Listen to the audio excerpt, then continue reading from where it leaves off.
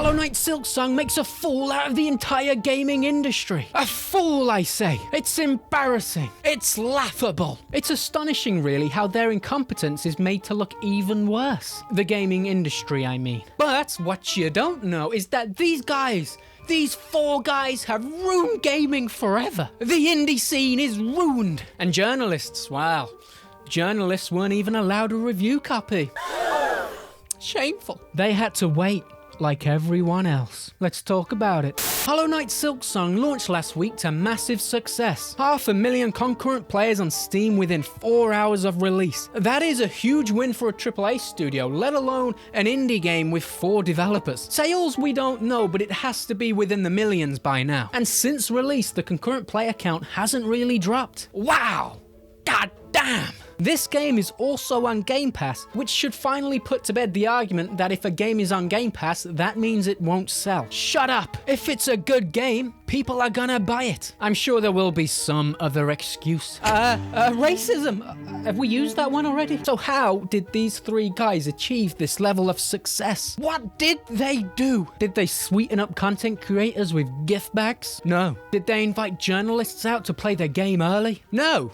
Did they tickle your balls at every turn to build hype like GTA 6? It's coming out soon. It's still coming out soon. Next year. Okay, not this year, in about 5 years.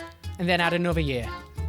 Maybe 2 more. They did none of the traditional marketing that we get from gaming studios these days. They did have trailers, but there was never a date. I don't even think a year for release was revealed. I applaud that approach. Yes, I do. Just trailers to let people know that you are working on it. And then, when it's ready, you just hit them with, it's out in 2 weeks. Yeah. For me personally, I could even do without the trailers now. Just announce it when it's ready. And hold on to your cheeks. Dropped it for $20. $20! And this one brings a tear to my eye. Converted the $20 price into its British pound equivalent of £16. It's not exact, but it's close. But so many companies get away with not doing that, and it infuriates me. $80 is the price tag everywhere because we're too lazy to figure out the difference. But I believe the price contributed massively to its success. You price it too high, people will just use Game Pass. But this price got those that sail the 7 seas to drop their sails, dock at port, and buy something. This is a game that's been worked on for longer than most AAA games, so they could have hit you with that $40 tag, $50 tag, and no one really would have batted an eye. I don't think they should have done that. I'm just saying with all the hype around it, they could have. Hollow Knight is a successful franchise with the first game getting 15 million sales. Hopefully the gaming industry takes note and becomes more consumer friendly with their pricing. I almost convinced myself. It's not about what they need to recoup costs. It's not about games being more expensive to make. It's about greed. It's about mismanagement. It's about hiring thousands of people to make a game that sucks. And who has to pay for all of that greed and all of those mistakes? The customer. Obviously. GTA 6 will be $80 more than this if the rumors are to be believed. $100. $100, man. I don't care if the fizz in the bottles that are also in the fridge are showing. Won't buy it purely on principle, and you can hold me to that. But what they've done here, Team Cherry, is embarrass the AAA gaming space. They've made a better game, made a unique art style, made a game loved by millions, and created a franchise that makes millions. All without ripping off the player. Such achievements confuse the industry. How could they have done this? They've not wasted thousands on giving content creators sponsorships and gifts. They've not appealed to journalists. They did everything right. This small team who are clearly passionate about games couldn't be happier for their success. Couldn't be. Now this level of success with those feats should be universally praised, no? Gamers across the world should be picking out their best sock for this day. But of course, even if you do everything right, there are still those that hate you and will try to tear you down. Which is why you shouldn't ever try to please everyone. It's impossible. And we're not talking about game criticism. There's always criticisms to be had with games. No. This is about the pricing being $20 and insta-dropping the game. What?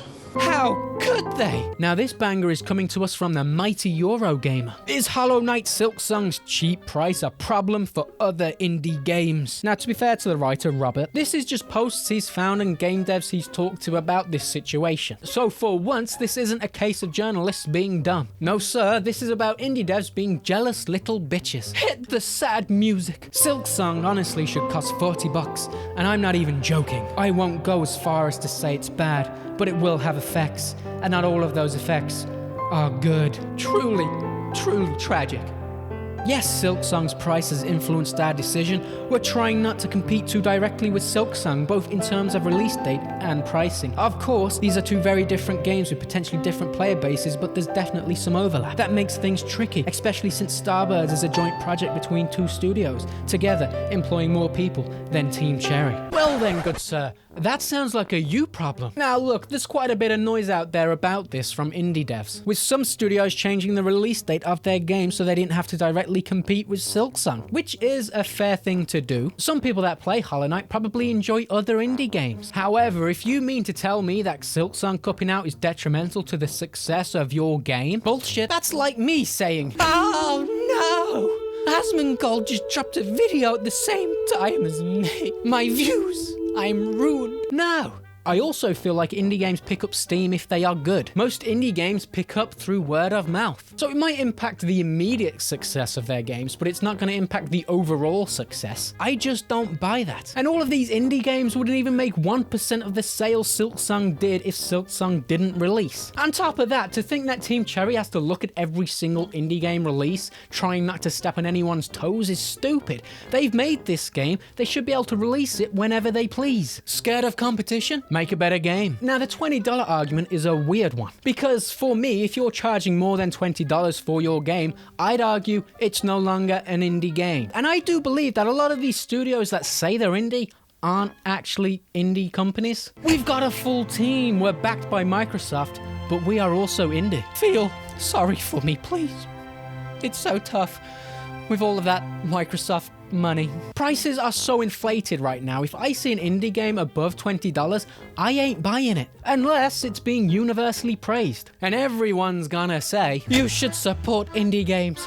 They're struggling developers. They need your money to continue making games. Yeah, if they're good. But games come out every single day on Steam, 90% of which suck ass. Probably a hot take there, but I'm just being honest. And if you're sitting there thinking your game is no longer worth $20, then it probably wasn't worth $20 to begin with. That tells me that you don't believe in your game, and it probably is overpriced. You shouldn't have to think about it. You should be confident in it. You're thinking about profits instead of the actual value of your game. One game price like this isn't going to crash the indie scene, by the way. It's just not. But wait, someone else is mad at Silksong. The review scores aren't that high. This time, it's the Chinese. Did they say Taiwan is a country? No, they didn't. There are translation issues which had caused Chinese players to review bomb the game, and Team Cherry has apologized and said they'll be fixing it in the next few weeks. My guess would be that Team Cherry outsources for that and they had no way of telling if it was wrong. I mean, I'm guessing they don't speak Chinese to check that. So it's one of those. A small team like this gets a pass from me. A large studio that probably had 5 different people there to check up on this kind of thing,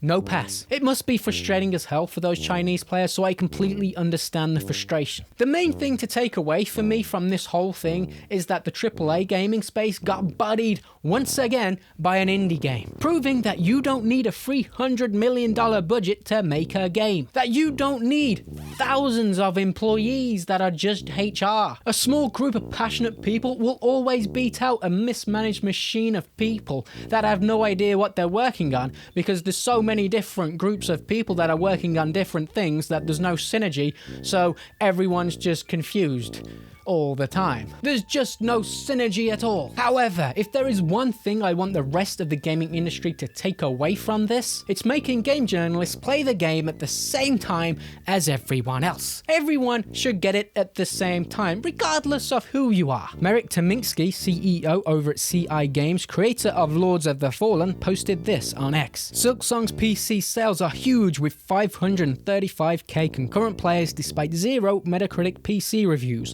Surprised? No.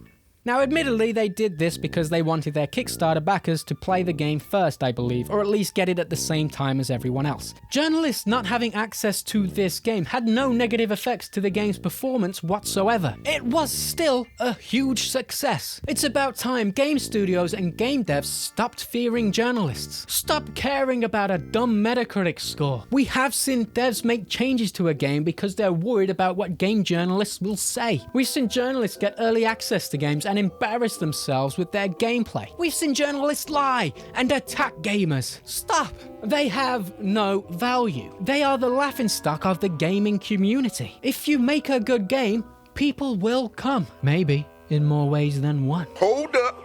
Wait a minute. It's also funny how there still isn't a critic score up for it. Having trouble finishing their game, are we? Are we stuck? It's almost as if they need 2 weeks to do their job and finish a game. Embarrassing. Now we're at that section of the video where I talk about the game and give you some of my thoughts. That's not happening this time because I don't like Hollow Knight. Okay, let me explain. It's just not my thing. Me talking about this game would be like our Prime Minister talking about good leadership. It would be pointless. Yeah, it's just not my thing. I tried the original and I just didn't like it. Which is weird because the Souls-like genre is a genre I love very much. But it's also a Metroidvania, so maybe that's it. Just doesn't do it for me. It's hard to explain. Have you guys ever played a game where you're like, it's good, I can tell it's a good game, but I really don't want to play it anymore? It's just a matter of taste, I think. Maybe I need to give it another go. But I wanted to talk about this game because I believe that Team Cherry are doing all the right things a game studio could possibly do. So it had to be highlighted. One of the developers shared how they built the game, by the way, and it was really cool to see. But that's it from me. I changed it a little bit. We're in a different